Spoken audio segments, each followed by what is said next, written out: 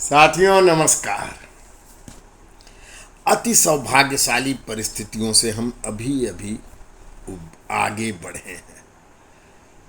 नवरात्र पूजन, देवी माताओं का पूजन, दुर्गा देवी के पंडाल, मंत्रों का उच्चार, भजन, साथ ही साथ रामलीला, तत्पश्चात रावण का संहार, प्रभु श्री राम, ये सारी कथाएं हम सदा से सुनते चले आ रहे हैं। हजारों साल का इतिहास यूं ही है, ऐसा ही है। किंतु उसमें कुछ लोग अपने ढंग से जोड़ते हैं। कोई रावण को अपनी जाति गौरव का प्रतीक बनाता है, कोई राम जी को बनाता है, कोई महिषासुर को भी बनाने लगता है। लेकिन किसी का कोई गौरव इस ढंग से एकांगी जाति के आधार पे चल पाता है क्या? यह भारत, सनातन भारत और भारतीय सभ्यता है, तभी तो ये सब गौरव है। आप किससे क्या जोड़ के गौरव महसूस करते हैं, ये एक बात हो सकती है। लेकिन अगर यही भाव रखेंगे तो विघटन और विखंडन की प्रक्रिया तीव्र हो जाती है और चिंता क्या बहुत विकराल होकर खड़ी होती है। सामान्यतः ये जो जाति गौरव दिखाने वाले, आप महिषासुर से गौरव रखते हो या कोई बात नहीं, रावण से गौरव व्यक्त करें,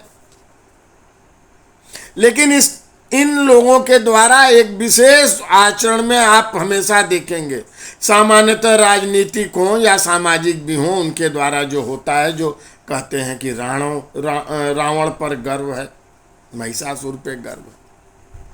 वो कभी भी सनातनी परंपरा पे होने वाले हमले, सनातनी शोभा यात्राओं पे होने वाले, मंदिरों पे हमले होते हैं तो उनका विरोध नहीं करते। क्या इस ढंग से हमारा गौरव, हमारी सनातनी सभ्यता, संस्कृति, हमारा देश, सनातन देश भारत बचेगा? यह बड़ी बारीकी से देखने की बात है। हमें अपने गौरव, अपने देश और अपनी सनातनी सभ्यता और परंपरा से दूर ले जाने की यह मानसिकता है। हम दूर गए हैं, कोई दूर की बात भी नहीं है। अफगानिस्तान में क्या हुआ?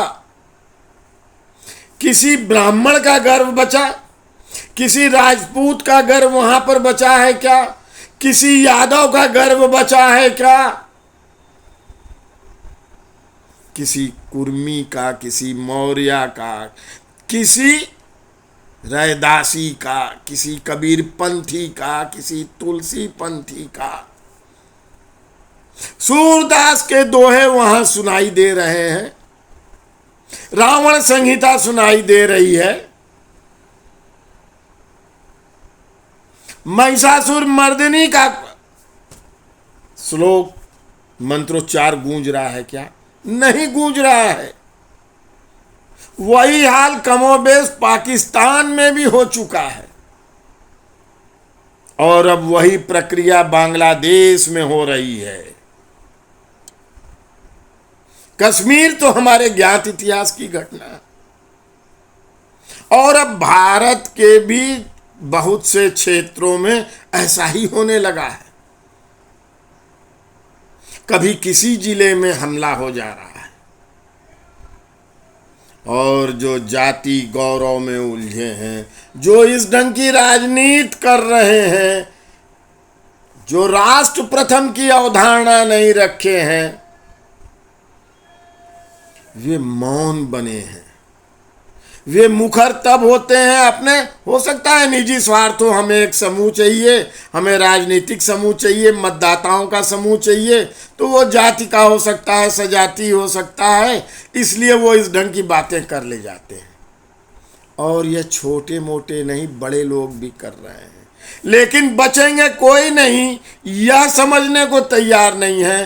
क्योंकि हम पर हमला अफगानिस्तान, पाकिस्तान, बांग्लादेश, कश्मीर सो होते हुए हमारे मोहल्लों में भी होने लगे हैं। कुछ दिन आपके मोहल्ले में नहीं हुए होंगे, लेकिन आपके जिले में जरूर हुए हैं। और इसकी जिम्मेदारी हम केवल शासन सत्ता, कानून संचालन करने वाले, कानून व्यवस्था की छोड़ दें, कह दें ये ठीक नहीं है। सामाजिक रूप से सजग होना होगा सनातनी समाज को। सनातन भारत को भ्रम में कोई न रहे। हमारे सामने जो भयानक संकट है वो हमारे अस्तित्व का संकट है। किसी ब्राह्मण के अस्तित्व का केवल संकट नहीं है, किसी राजपूत के अस्तित्व का संकट नहीं है, किसी यादव के अस्तित्व का संकट नहीं है, किसी अन्य समाज के, ओबीसी के, शेड्यूल कास्ट के, ये सब आर्टिफिशियल हैं, नई व्यवस्थाओं में बनाए गए हैं। सबकी एक ही पहचान है, सभी सनातनी हैं। उन्हीं में वर्गीकरण है और संकट सनातन पर है। बहाने मत बनाइए कि ये सरकार की जिम्मेदारी है, ये कानून व्यवस्था की जिम्मेदारी है। आप अपनी सनातनी संस्कृति और सभ्यता को जगाइए, तो सरकारें भी सोच बदलती हैं, कानून व्यवस्था भी उसी ढंग से विधान का, कानून का निर्माण करती है। जय भारत।